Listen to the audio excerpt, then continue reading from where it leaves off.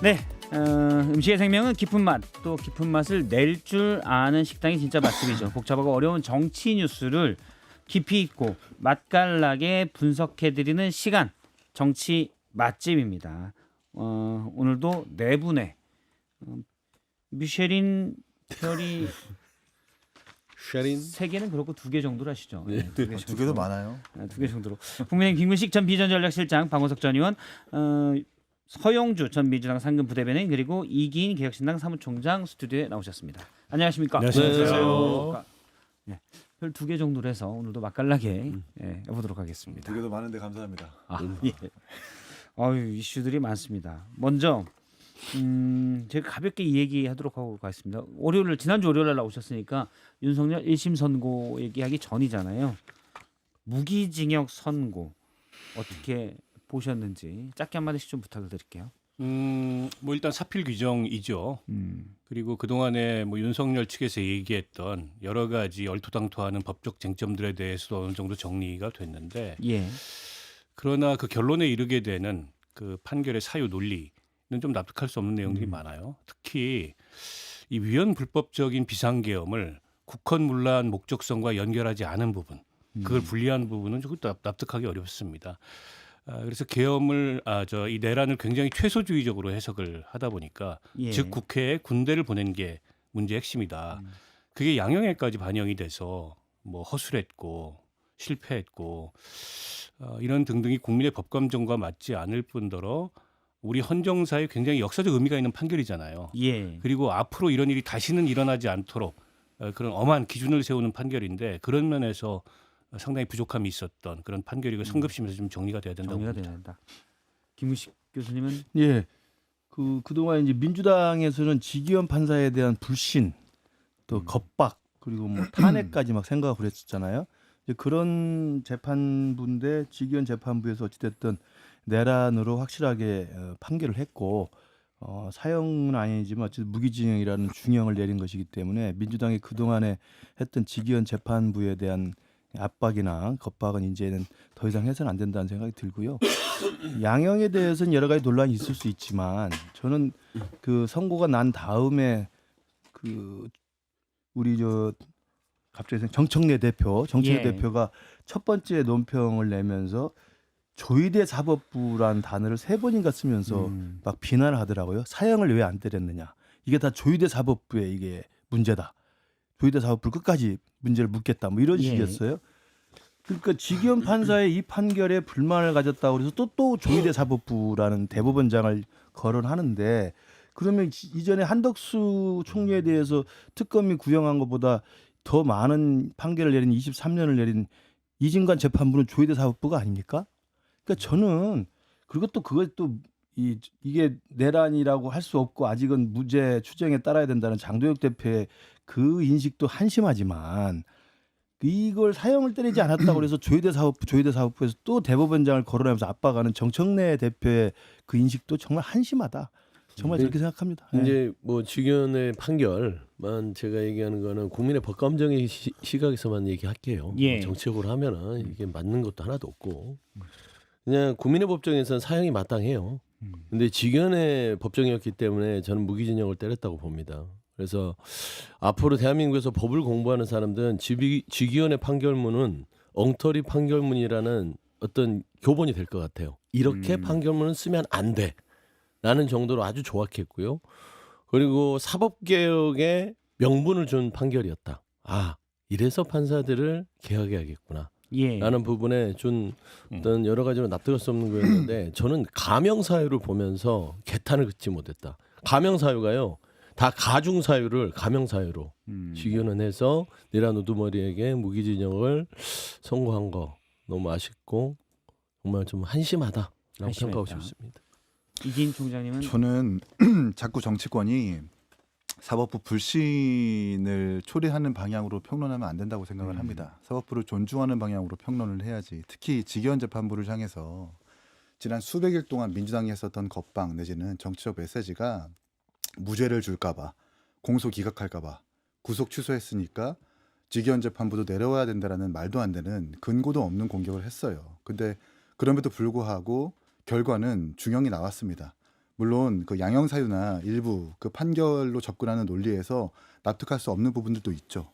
하지만 그럼에도 불구하고 국민적 법감정에 맞는 중형을 내렸다면 이제는 그것을 존중해야 된다는 방향이 맞는 것 같고요.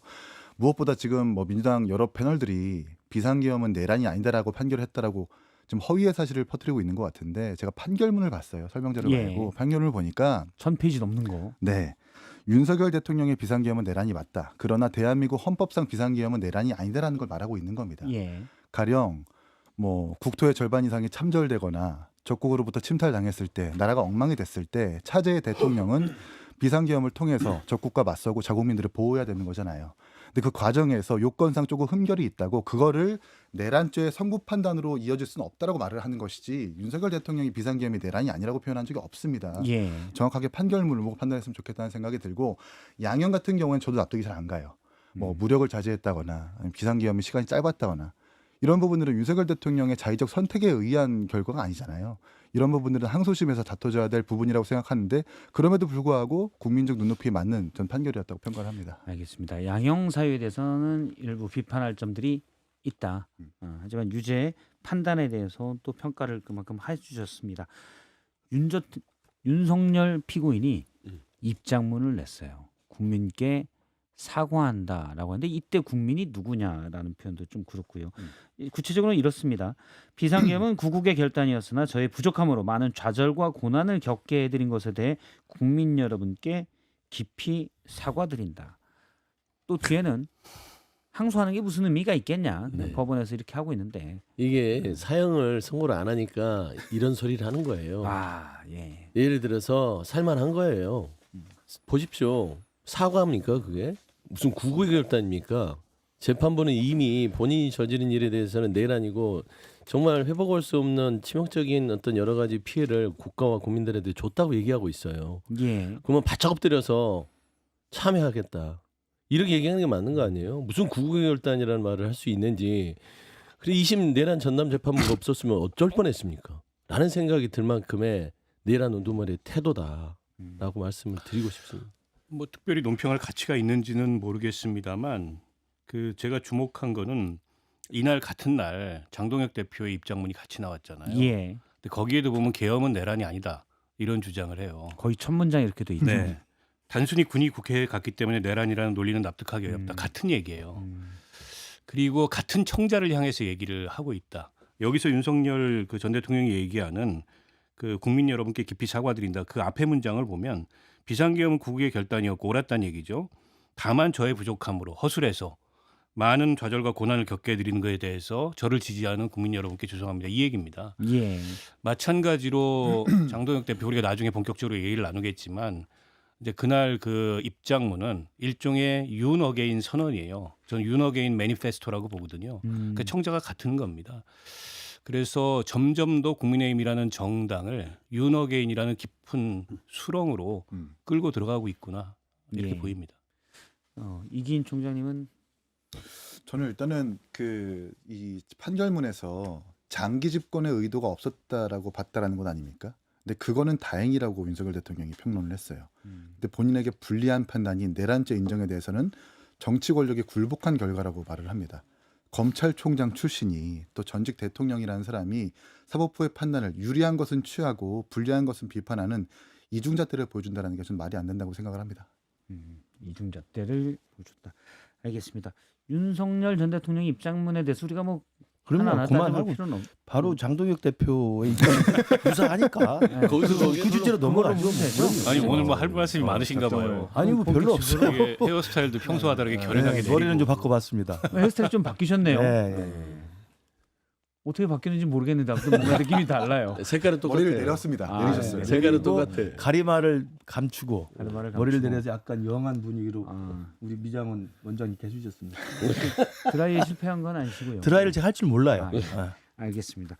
그럼 메인 요리에 대해서 하나씩 보도록 하겠습니다. 김근식 셰프님 가져온 메인 요리가 20 호윤선언 장동혁의 미래는을 메인 요리로 가져왔습니다. 호윤선. 네, 제가 재밌게 좀 표현을 해봤는데요. 예. 2월 20일에 한 담화잖아요. 이게 마치 저는 87년에 전 국민이 들끓으면서 직선제 개헌하라고 할 때 4.13 호원 조치라는 게 있었어요. 예. 전두환 대통령이 나타나서 호원. 그대로 간다. 체육관 선거로 간다. 그래서 호원 조치를 4.13 호원 조치했는데 이번에 220을 보니까 딱 호윤 조치야. 호윤. 윤석열을 호위하겠다. 호위하게. 윤석열을 끝까지 데리고 가겠다.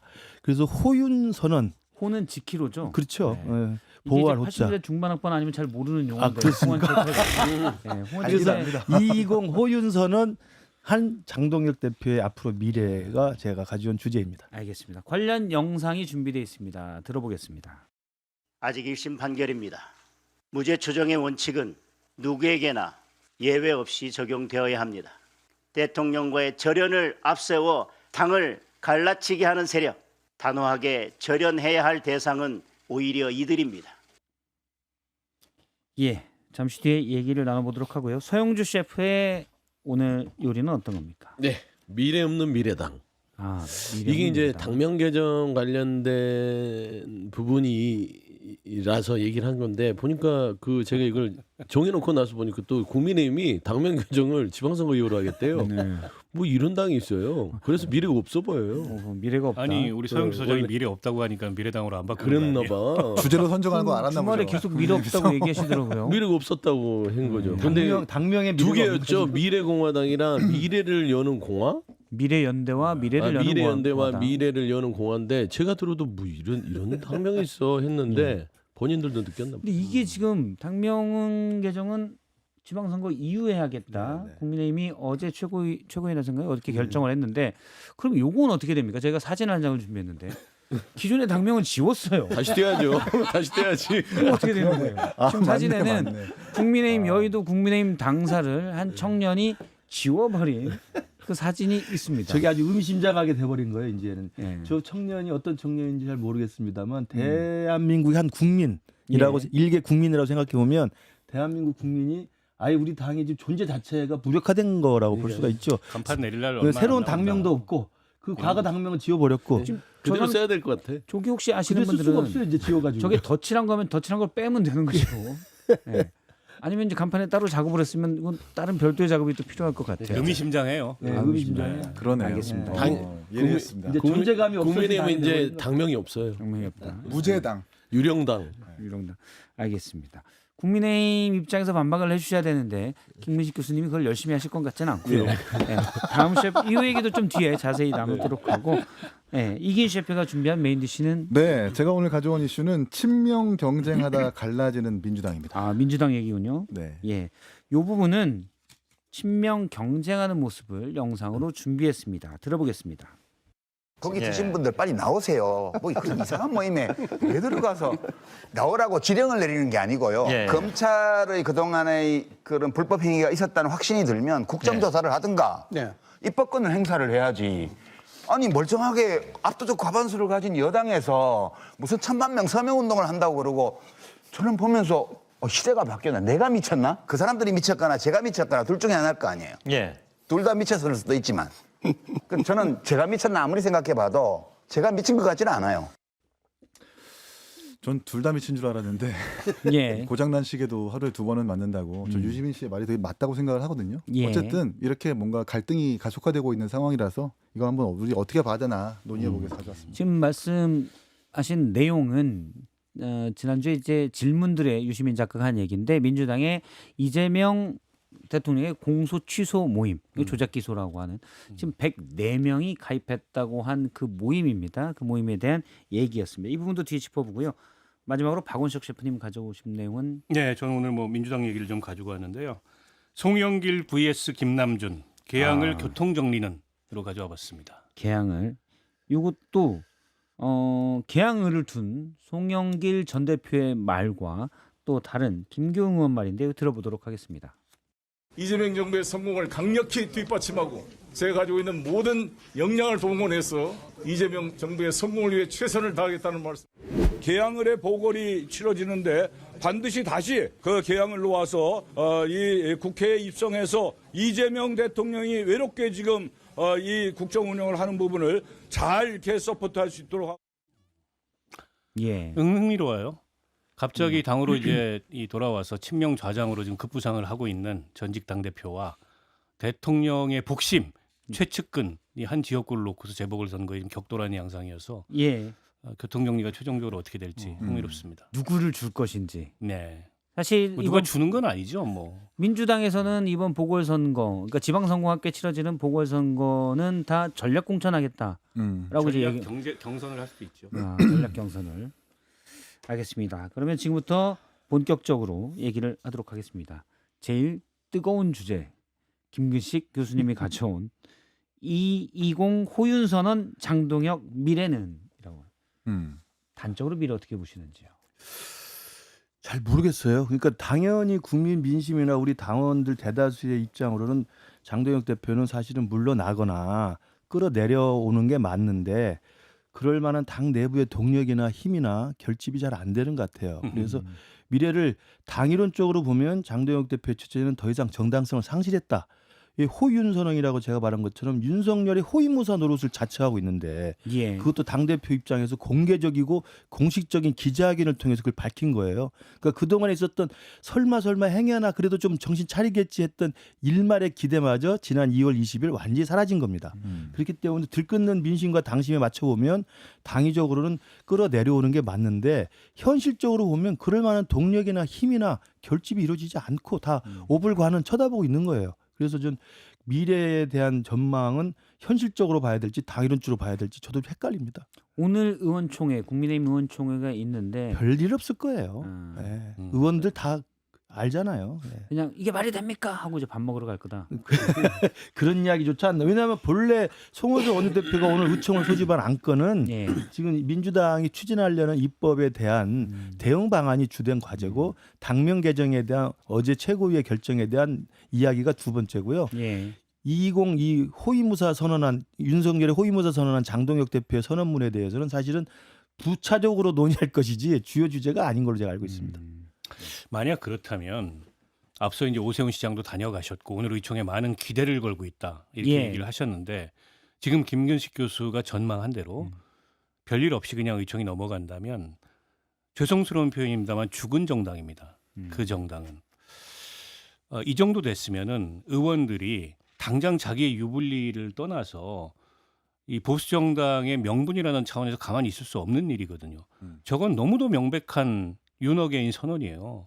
오히려 전륜을 얘기하는 사람들을 배신자라고 절연하겠다라는 예. 선언까지 했지 않습니까? 그러니까 이 장동혁 대표가 분명한 저륜은 얘기하지 않고 애둘로 돌아가더라도 어쨌든 뭐 방향 전환이 어쩌니 당명 개정이 어쩌니 외연 확정이 어쩌니 이런 얘기 정도 할 거라고 봤는데 오히려 한 걸음 더 나갔어요. 근데 의원들이 가만히 있다는 거는 저 당은 일종의 회복 탄력성을 상실한 근데 그런 그 죽어가는 생명체 비슷한 그런 정당이 되는 거고 글쎄요 저런 정당이 야당으로서 무슨 역할을 할 수 있을까요? 그런 면에 봤을 때 만약 오늘 의원총회에서도 그냥 결론이 흐지부지 지방선거 끝나고 또 유행을 기다려보자. 그러니까 저는 어쩌면 장동혁 대표가 그 판을 읽었기 때문에 저렇게 과감하게 나갔다고 봅니다. 그러니까 지난번에 뭐 필리버스터 단식 이런 걸로 돌파하고 나서 본인 재신임 문제를 걸고 어쨌든 당원 투표까지 하겠다. 대신에 그걸 제기하는 분들도 신임을 걸어야 될 거다라고 얘기했지만 아무도 그 뒤에 얘기하지 않고 조용해졌어요. 이게 국민의힘의 실체구나. 결국에 새로 유입된 강성 친윤 당원들 이 기반만 내가 확고하게 잡고 있으면은 이 당에서 뭐 누가 무슨 얘기를 하든지 그냥 찻잔 속의 태풍에 그칠 거다. 이걸 읽었기 때문에 저렇게 강하게 나갔다고 보고 저건 장동혁 개인의 의지가 아닙니다. 예. 윤어게인 세력의 집단적 의지를 장동혁이 대표하고 있는 거예요. 윤어게인의 당이 되고 있는 겁니다. 이긴 총장님은 국민의힘의 의원총회는 클리셰라는 게 있어요. 클리셰. 그러니까 이제 그 항상 지도부가 사고 쳤을 때 당대표 사퇴를 요구하는 축 그리고 당대표 사퇴를 반대하는 축 그 비대위로 가야 된다는 축 그 세 축이 항상 싸우다가 유야무야 흐지부지 되고 예. 그렇게 그냥 아무런 결론 없이 당대표는 똑같이 당대표직을 수행합니다. 그게 김기현 대표 때부터 윤석열 정부 내내 클리셰처럼 정착돼 왔었던 진리거든요. 아마 이번에도 마찬가지일 거고요. 저는 뭔가 이제 사실 세게 요구했던 분들은 이제 다 나갔기 때문에 이제 세게 요구할 분들이 없다 이 말씀으로. 그렇죠. 그리고 이긴 가장 총장님 같은 분이 다 가장 나와가지고. 세게 요구했던 사람들이 이준석 대표, 예. 천하람 대표, 그리고 이기인 이런 사람들이었어요. 그리고 장동혁 대표가 저렇게 할 수 있었던 이유에는 전 박원석 선배님의 말씀에 동의하는 게 그 방구석 여포 같은 107명의 의원들이 있기 때문입니다. 당을 직을 걸고 나서라라고 장동혁 대표가 호기롭게 얘기했을 때 그럼 직을 걸고 맞섰어야죠. 근데 SNS에서 글자 몇 글자 찌급찌급 적고 또 방송 나가서 몇몇 평론한다고 당대표가 기조를 바꾸면 만무하잖아요. 예. 행동에 나서지 않는 의원들이 있기 때문에 장동혁 대표가 자신감을 가지고 저렇게 나서는 것으로 보이고요. 전 2월 20날 저 기자회견 보면서 이제 장동혁 대표의 목적이라는 게 뭔지를 알았어요. 장동혁 대표가 생각하는 지방선거 승리의 정의라고 하는 것은 당선자를 많이 배출하는 게 아니다.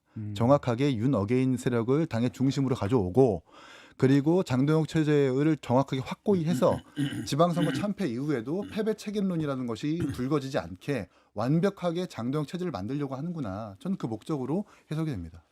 저도 우리 당에서 저도 좀 말씀드리면 너무 하고 싶은 말이 많은 것 같아요. 김근식 대표께서. 근데 짧게 말씀드리고 기회를 드릴게요. 그냥 국민의힘을 보면 뭐 상대당이긴 하나 그냥 정당 정치라는 입장에서 봤을 때는 한심하다고밖에 할 수 없고 저는 이 국회의원이란 배지의 무게를 과연 그 구성원들이 제대로 인식하고 있는가. 직업이 아니에요. 그냥 이 직을 유지하고 봉급받고 또 어떤 특혜를 누리고 이런 거에 빠져 있는 게 아닌가. 우리가 어렸을 때 많이 배우지 않습니까? 교과서에 호연직이라고요. 예. 사람은 자고로 마음속에 그래도 기본적으로 갖고 있는 올바른 마음을 가려고 하는 그런 뜻이 있는 거예요. 저는 근데 그조차도 107명의 국민의힘 의원들 중에 그걸 가진 사람이 한 명도 없나? 라는 생각이 들 정도예요. 이건 뭐냐면 사사로운 이익에 빠져서 다들 소인배가 된 것 같은 느낌? 최소한 당이 무너져가면 이게 정당이라는 건 팀플레이예요. 팀이 무너져가면 그 구성원들이 직을 걸고 뛰쳐나와야 됩니다. 그리고 직을 걸고 사퇴를 요구해야 되고 그 정도의 호연직이 없는 사람들이 대한민국의 국회의원이라고 저기 앉아서 의총을 하고 본회의장에서 방맹이 두드리는 거에 투표를 하고 그리고 어디 가서 나 국회의원이요 하고 다니고 라는 자체가 부끄러운 거예요. 예. 정말 제가 유구무원이고요. 그러니까 우리 당의 한심한 지금 이 최악의 상황에 대해서는 당의 구성원으로서 정말 드릴 말씀이 없다는 말씀 드리고 제가 진짜 직이 있다면 직을 걸고 싶어요. 근데 가진 직이라고는 뭐 당협위원장밖에 당협위원장. 없으니까 그거라도 요즘 걸으라면 공천권이 걸겠는데 거의 없죠. 예, 그러니까 뭐 아무 영향력이 없는데 어찌됐든 2월 20일에 이 윤 어게인의 공식 선언을 기점으로 해서 87년에는 4.13 호원 조치에 국민들이 들고 일어나서 결국 6.29로 해서 6월 항쟁으로 끝났거든요. 전두환 정권이. 저는 지금 우리 국민들이 바라봤을 때 장동혁 대표의 2월 22일 그 선언을 이후에 들끓고 있고 분노하고 있어요. 근데 이걸 결집할 수 있는 지금 우리 당의 중진들, 우리 당의 지도급 인사들, 우리 당의 현역 의원들 발만 동동 구르고 있지 입만 좀 살아서 움직이지 결집된 모습을 안 보이는 거예요. 저는 그래서 제가 개인적으로는 장동혁 대표 전당원 투표 좋아하니까 저는 이번에는 이걸 걸 수 있다고 생각합니다. 그러니까 당대표를 신임할 거냐 재신임할 거냐는 사실은 무조건 당대표가 유리한 게임이에요. 왜냐하면 뽑은 사람이기 때문에 재신임한다고 하죠. 그러나 이건 2월 20일에 장 대표의 윤어게인 선언을 찬성하느냐 반대냐를 저는 전당원 투표를 붙일 수 있다고 생각합니다. 그건 저는 이길 수 있다고 봅니다. 설사 지더라도 설사 지면 이 당은 끝난 당으로 정리하면 되는 것이고 이길 수 있다면 이기는 결과가 나온다면 장동혁은 물러나야 될 거예요. 그러면 이러한 것들을 좀 중진급이나 당 지도급 인사들이 또는 의원들이 똘똘 뭉쳐서 220 윤어게인 선언에 대해서 찬반 당원 투표를 붙이자. 그리고 걸어라. 나도 걸겠다. 뭐 이런 사람이 한 명은 나와야 될 거 아닙니까? 제가 진짜 당협위원장밖에 걸 게 없어서 정말 답답하긴 한데 예. 정말 그렇게 해서 10명이라도 모이잖아요. 10명이라도 모이면 그게 큰 흐름이 됩니다. 혹시 당협위원장 걸라고 그러면 걸 수 걸죠. 저는 걸죠. 당연히. 지금 만약에 그렇게 해가지고 그 전당을 투표했는데 장동혁의 선언이 더 옳다고 결과가 나오면 제가 그 당에 있을 이유가 뭐가 있습니까? 아니 뭐 걸어도 되죠, 그거. 걸지 마시고요. 당협위원장직이 뭐 이렇게 아니, 그래도 걸어야 기사가 좀 나와요. 아니 25대 71이잖아요. 네, 당협위원장이 아니 나도 걸겠다. 25대 71이라고요. 예, 예. 장동혁 사퇴하라는 당협위원장 25명, 그 사람들 사퇴하라는 당협위원장이 71명이에요. 원내 당협위원장 그 성명문이 나왔죠. 이게 이제 수치상의 승부는 끝난 거고 예. 지금 이제 답답하시니까는 이런 거라도 해야 되지 않느냐 이런 이제 아이디어를 내신 건데 그런 정도로 해소될 상황이 아니에요.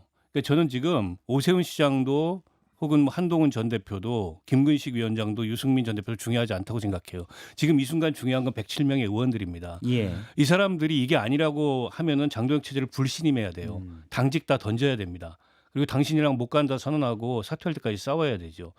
그게 아니라면은 이 당 구제불능이에요. 근데 국민의힘에 4, 5, 6선 하시는 의원들이 꽤 많잖아요. 이분들이 국회의원 한 세월을 합치면 280년이래요.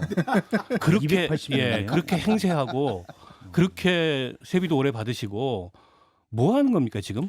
이 꼴 나고 있는데 당이. 280년이면 곰도 여러 번 사람 됐어요. 아니 그러니까 그런 거 보면 한심하잖아요. 예. 근데 그 중진이라는 분들 중에 장동혁 물러나라고 얘기하는 사람이 몇인데 손에 꼽을 정도예요. 그러면 초재선들이 위를 쳐다보면은 아니 저 사람들도 안 하고 저렇게 그냥 자리 버티고 앉아가지고 대구시장에 출마하겠다고 이러고 있는데 우리가 왜 나서 이러지 않겠어요?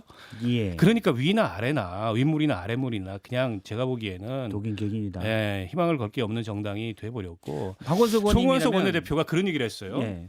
본인은 어쨌든 유감이라고 표명을 하면서 전직 대통령이 이런 일을 저지른 거에 대해서 위헌적 주장하는 세력하고 단호히 맞서겠다. 이렇게 원내대표, 의원들의 대표가 얘기했어요. 그 위헌적 주장을 하는 세력이 당대표 장동혁입니다. 그럼 맞서야 될 거 아니에요. 오늘 의원총회에서. 뭐 하는 거죠? 뭐 하자는 거죠? 저는 진짜 10명이나 20명만 모여서 장도혁 사퇴를 공식 요구하고 전당원 투표에 붙이자고 해서 사건을 만들어야 됩니다. 근데 입만 그냥 살아서 나와서 이건 안 된다 하고 아무 힘이 안 되는 거거든요. 저는 그 최소한의 움직임과 결집과 조직적인 강화를 이번 의원총회에서 제발 좀 단초를 찾았으면 좋겠고, 대안과 미래가 지금 20몇 명 정도 계시잖아요. 초재선 개혁파 의원들이. 예. 이분들이 중심이 돼서라도 정말 장동혁 대표의 220, 이 윤호겐 선언에 대해서는 목숨을 걸고 당의 운명을 걸고 저는 싸워야 된다고 생각을 합니다. 대안과 미래도 사실 여러 번 봤는데 이제 말이 좀 비판하다가 정작 중요한 순간에는 약간 뒤로 지켜보겠다. 이렇게 해서 관객석을 좀 추천드려야 될 것 그러니까 같아요. 이제 저 지켜보시는 보면 분이 너무 대안과 많아요. 미래 저도 기대를 좀 했어요. 그 국민의힘 내에서 대안을 내놓고 미래를 얘기하겠다는 좀 젊은 그 초재선 의원들인데 통상 정치 언어가 뭐뭐 해라 아니면 이렇게 하겠다 좀 이렇게 압박이 들어가야 되는데 예. 그냥 뭐뭐 하세요 이거밖에 없어요. 음. 거의 직연투예요. 그렇지 않습니까? 예. 그냥 제발 절연해 주세요. 제발 안 그러면 안 돼요. 우리 큰일 나요. 이거 외에는 없어요. 그러니까 움직이지 않죠.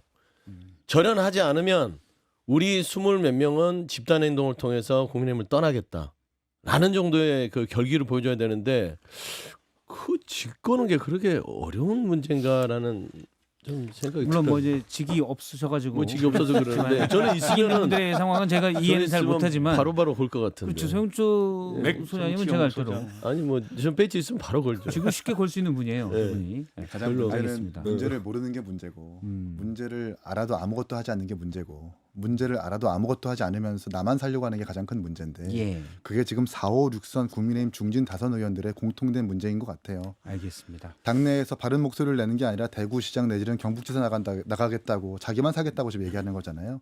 제가 지금 국민의힘에서 단체장 내지는 기초광역의원 나간다는 후보들 좀 알고 있는데 들어보니까 국민의힘이 부끄러워서 당 색깔도 잘 안 쓰려고 하고 당 로고도 축소시켜가지고 홍보물을 만든다고 합니다. 예, 그런 현장의 목소리를 좀 들으시라라고 말씀드리고 싶습니다. 알겠습니다.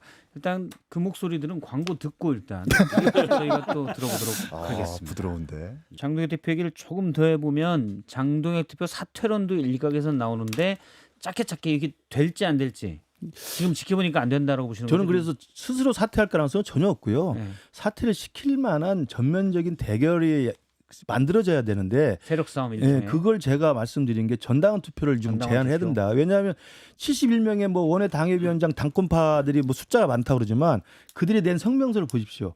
2월 22일 장동혁의 윤호겐 선언에 대해서 조목적 반박한 여기 설명하는 게 아니라 그 이야기는 일절 없어요. 그러니까 사퇴를 요구했던 사람들이 이게 왜 반헌법적이고 반민주적인지를 설명했을 때 이에 대한 반박 하나도 없고 딱 하나입니다.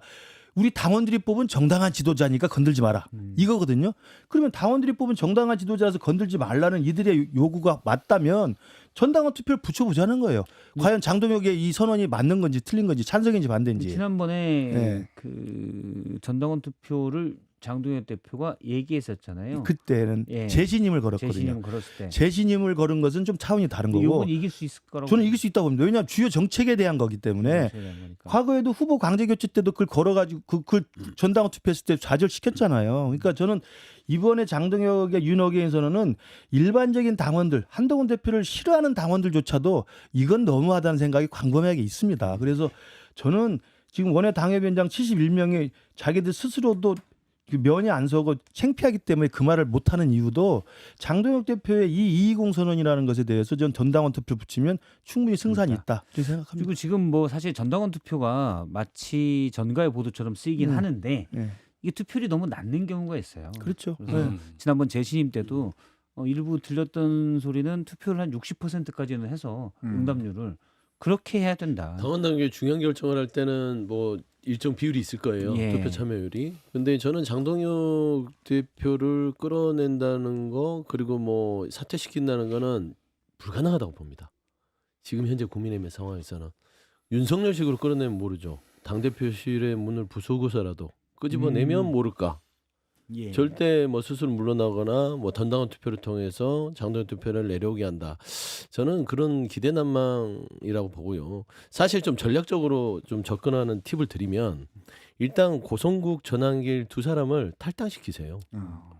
그런 방법으로 외곽에서 압박을 통해서 장동혁 대표를 조금씩 말려가는 그런 방법이 낫지 직접 타격을 통해서는 끄집어내기 쉽지 않을 것이다. 그래 보여요. 방법론에 대해서 불가능합니다. 불가능하고 불가능. 어떤 경우에도 그러니까 이게 방법론이 중요한 게 아니에요. 의지가 중요한 거고 결기가 중요한 거 그걸 보여야 되는데 나머지 다 기술적인 문제인데 근데 그런 의지 자체가 없는데 방법이 뭐가 등장하는데 그게 의미가 있겠어요. 그래서 오늘 의총 결과도 앞서 뭐 다 같은 의견이셨지만은 그냥 일부에서 비판하고 반대하고 이런 목소리 나오고 또 그에 대해서 반대하는 목소리 나오고 그리고 아무 일도 일어나지 않을 거예요. 그러면 이제 무책임하게 시간만 뒤로 미루는 겁니다. 지방선거 끝나고 보지. 지방선거 끝나고 나면 상황이 변할까요? 예. 저는 국민의힘의 이 당원 토양부터가 상당히 윤호개인당으로 오염이 됐기 때문에 그에 대해서 근원적인 해법 없이 어떤 기술적인 대처를 가지고서 상황이 달라질 건 없다 이렇게 봅니다. 저도 사퇴 안 할 것 같고요. 예. 국민들이 국민의힘에 바라는 건 되게 특별하거나 많지 않아요. 단지 이게 보수라고 하는 게 법칙인 거잖아요. 결국 그 추구하는 가치가. 어쨌든 직위원 재판부부터 성질이 다르던 세 개의 재판부가 윤석열 대통령의 비상계엄은 내란이라고 인정을 했어요. 그럼 그 재판부의 결정을 존중하라는 겁니다. 근데 그 존중도 뭐 마다하고 사실상 불복하는 메시지를 냈다면 다시 한번 보수의 가치를 되돌아보고 재판부의 결정을 존중한다는 그 메시지만 내는 것만 해도 저는 큰 진일보라고 생각을 합니다. 지난 주말에 원래 이제 당명 바꿀 거라는 얘기가 계속 있었잖아요. 제가 어디서 들었는데 국민의힘 해법 중에 하나가 당명을 바꾸면 상당수 의원들이 탈당을 해서 당명 3월 1일에 미래연대로 가면 탈당을 해서 국민의힘 만들어가지고 들어오면 된다. 네. 가지고 있는 자산은 포기하고 네. 그러면 이제 바뀔 수가 있다. 네. 그래서 연기했나 봐요. 그런 얘기가 잠깐 들었는데 일요일 날 밀어버렸어요. 네. 알겠습니다. 네.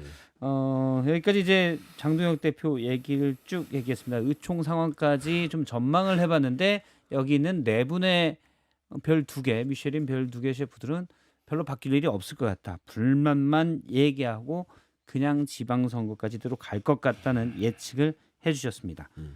그럼 다음으로 서영주 셰프의 주제로 넘어가 보도록 하겠습니다. 이거 비슷한 얘기예요. 네. 미래 없는 미래당.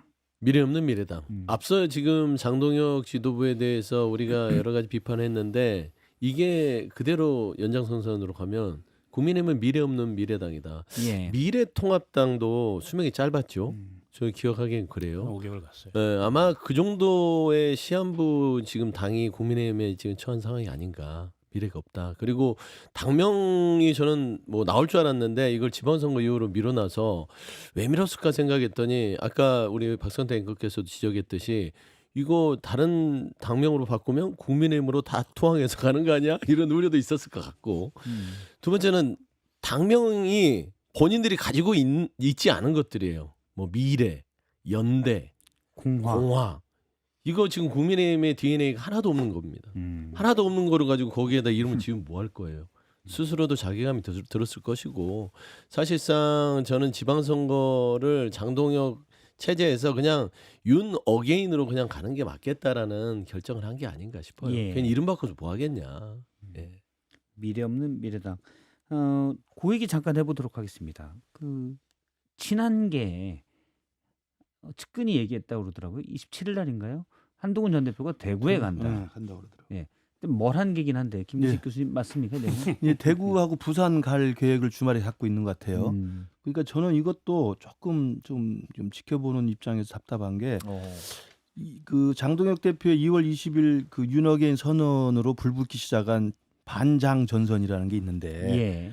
아까 제가 말씀드린 것처럼 반장 전선이 하나를 모이지 않고 있고 그래서 힘이 없으니까 결국 뿔뿔이 흩어져서 그냥 유야마 지나갈 것 같은데 거기에 또다시 한동훈 전 대표와 한동훈 대표를 옹이하는 친한계 분들이 나서서 또 다른 동력을 원심력으로 만들어내면요. 이게 또다시 장안 대결 2라운드로 돼버리면 이거 아무것도 안 되는 겁니다. 저는 이게 더 이상 이제는 장안 대결이라고 프레임을 벗어나야 되는데 프레임이 장한이 아니고 반장으로 반장이 모아져야 돼야 되는 된다. 거거든요. 그리고 반장으로 모으는 데는 제가 개인적으로 생각할 때는 또 내가 이 청취자분들한테 욕을 많이 먹겠지만 한동훈 대표가 나서는 게 도움이 별로 안 돼요. 오히려 반장 전선에 한동훈 대표는 N분의 1로 그냥 들어오고 주된 깃발은 오세훈 시장이 들든 아니면 중진이 들든 당내 현역들이 들든 아니면 대안과 미래가 들든 이렇게 들어야 이 상황이 예. 더 켜지고 세력이 모아지는 것이지 한동훈 대표가 또 깃발 들면 제가 볼 때 또 장한 대결 2라운드로 간다. 이게 사람들이 관심에서 멀어져 버려요. 저는 그러면서 좀 우려를 갖고 있습니다. 박원석 의원님은 어떻게 보시는지요? 개인이잖아요. 이제 뭐 무소속? 국민의힘이라는 정당 소속도 아니고 무소속이 자기 가고 싶은데 간다는데 뭘 그걸 가지고 뭐라고 할 수가 있겠어요. 근데 저는 이제 국민의힘이라는 정당을 보고 있으면 묘한 게 이게 이제 당이 어렵거나 위기를 맞으면 뭔가 혁신하고 변화하려는 그런 여러 노력들이 모여서 새로운 힘을 만들어내는 이게 보통 우리가 생각하는 정당에서의 그런 쇄신이나 혁신의 움직임이잖아요. 예. 근데 그게 아니에요. 국민의힘이라는 정당은 태생이 그래서 그런지 힘 있는 쪽으로 붙습니다. 이게 대통령이 당선되면 글로 쫙 줄 서고 새로 이제 차기 대권 후보가 부상하면 글로 쫙 줄 서고 이게 국민의힘이라는 정당이 갖고 있는 태생적인 생리예요. 그러니까 김근식 교수가 말씀하신 것처럼 지금 장동혁 대표 아닌 것 같아. 그러니까 당을 쇄신하기 위해서 우리 수평적 연합 무슨 반장연대 이런 거 해보자. 이거 잘 안 돼요. 거기에 누가 힘 있는 다른 사람이 부각이 되면 글로 줄 서는 겁니다. 기수가 있어야 된다. 예, 이 당이 그래요. 때문에 이를테면 장동혁 대표하고 좀 대척점에 있는 사람들 거기에는 뭐 유승민 대표도 있고 당 밖에는 이준석 이 개혁신당 대표도 있고 한동훈 전 대표도 있고 있잖아요. 이 사람들 간에 수평적 연합이 안 돼요. 서로가 서로를 인정한 조직이 아닙니다. 여기가. 때문에 누군가 한 사람 힘 있는 사람이 다음 뭐 차기 대선 주자가 됐든 뭐가 됐든 이 포스터 뭐가 만들어져야 그 밑으로 줄을 서는 문화지 예. 수평적으로 연합해서 당을 바꾸고 정치를 바꾸는 이런 조직이 아니에요. 구심력을 역사적으로 모을 그런 세력이 아니고. 구심점이 필요하다. 때문에 당위적으로 그 말씀이 오라도 안 되는 거예요. 차라리 한동훈이 대안으로서 부각이 되면 그 밑으로 줄을 설 수는 있을지 몰라요. 그게 될지는 모르겠지만. 근데 국민의힘이라는 조직이 역사적으로 그런 식으로 정치를 해오지 않았습니다. 그래도 한때 세비를 받으셨으니까 박원석 의원님은 국민의힘 중에 이제 그런 구심점 역할을 할 분들이 지금 누가 있습니까? 저는 지금 없어 보여요. 아 그럼 지금 그냥 이대로 가야 되겠군요. 저는 없어 보여요. 한번 세게 망해서 거의 이제 해산에 준하는 이런 저기를 겪어야 그 다음에 조금씩 이제 제정신 돌아올 거예요. 그래도 저는 이제 그 보수의 스펙트럼의 운동장에 노는 분들이 예. 뭐 장동혁 저는 이 정치인이라는 사람은 보수가 맞는지는 제가 몰라서 뺄게요. 그러면 남은 사람들이 유승민, 이준석, 한동훈 이 정도 남아 있다고 봐요. 뭐 더 늘 수도 있겠지만 제 머릿속에는 그러면 이준석 대표도 원래 국민의힘이 본향이잖아요. 그러면 지금쯤은 국민의힘이 이렇게 흔들릴 때 역할을 한번 고민해야 될 때는 되지 않았냐. 물론 이제 개혁신당의 대표니까 뭐 이건 예. 제 그냥 순전히 개인적인 생각이란 것이고 그다음에 두 번째는 한동훈 전 대표 같은 경우는 이제 그 제명당에서 말씀한 대로 무소속이잖아요. 그냥 개인 한동훈이에요. 본인이 유명인으로 살지 정치인으로 살지는 본인 선택하는 것이고 본인이 대구를 가든 부산을 가든 강릉을 가든 뭐 호남을 가든 그거는 본인의 정치적 선택을 통해서 보수를 재건하겠다고 메시지를 냈으니 그러면 그 보수 재건에 대한 역할들을 하는 것이에요. 그래서 저는 이게 정말 국민의힘을 살리기 위한 한동훈의 일정은 아니라고 봐요. 자기 정치를 그냥 하는 것이다. 그리고 이번에 이제 지방선거나 재보궐에서의 룸을 열려는 노력이기 때문에 저는 이게 아까 김시 셰프님이 얘기했듯이 이게 뭐 장안대전으로 번진다. 저는 그렇게까지는 확정이 안 될 것 같아요. 네. 저희는 뭐 생각도 없지만 지금 국민의힘의 상태라고 하는 게 이준석 대표가 들어가도 회생 불가능합니다. 예. 네, 이게 그 과거에 윤석열 정부 있었을 때의 상태보다 더 악화가 됐고 지금 지난번 장동혁 대표의 기자회견을 가지고 우리 패널 분들은 윤 어게인이라고 얘기하지만 저는 달리 평가하고 싶어요. 윤 어게인이 아니라 윤 아바타 선언이에요, 그건. 구구의 결단이자 무죄 추정 원칙 얘기하면서 사법부까지 세 개의 재판부까지 전부 다 내란으로 인정한 마당에 지금 장동혁 지도부만 내란으로 인정하지 않고 있는 거잖아요. 이런 정당에 우리가 어떻게 들어가서 어떻게 회생시킬 수 있겠느냐라는 저는 의문을 가지고 있고 그럴 생각도 없다는 말씀드리고 싶고요. 당이 쇄신하는 방정식은 이미 국민의힘이 알고 있어요.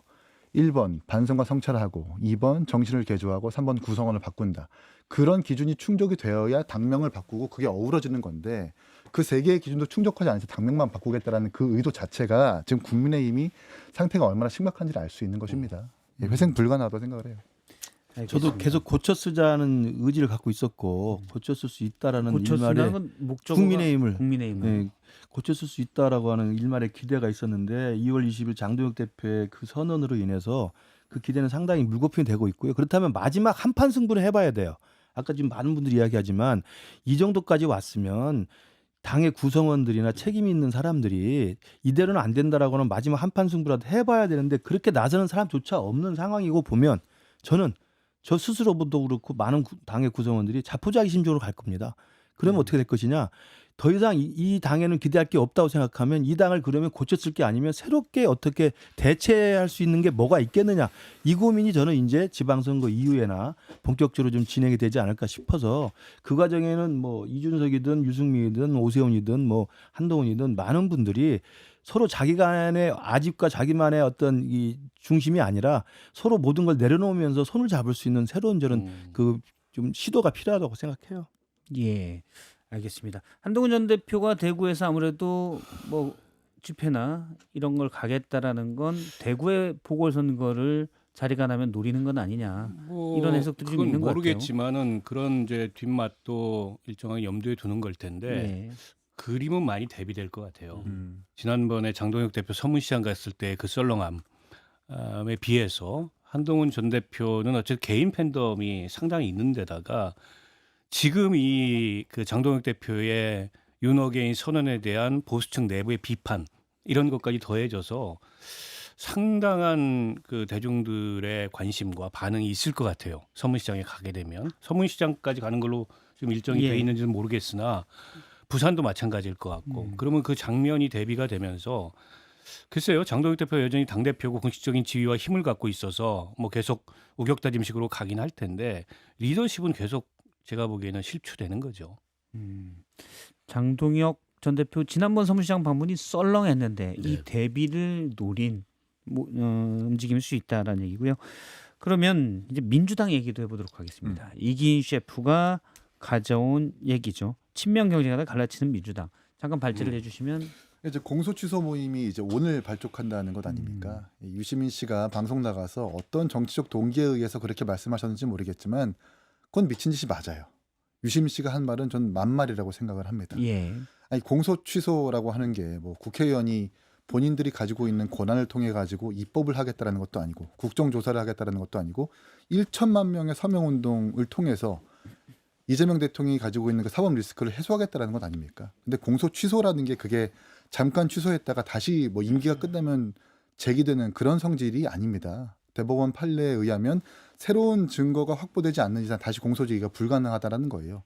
이 말인즉 결과적으로 권력을 이용해서 이재명 대통령과 가까운 사건을 암장하겠다라는 소리거든요. 근데 유시민 씨가 이거를 경계하는 목소리를 낸 것 같은데 그 목소리는 맞다라는 생각을 하고 왜 이 공추모 모임이 나왔는지를 우리가 좀 정치적으로 해석을 해야 될 텐데 저는 이게 박근혜 정부 때 친박 모임과 별다를 바가 없다고 생각을 해요.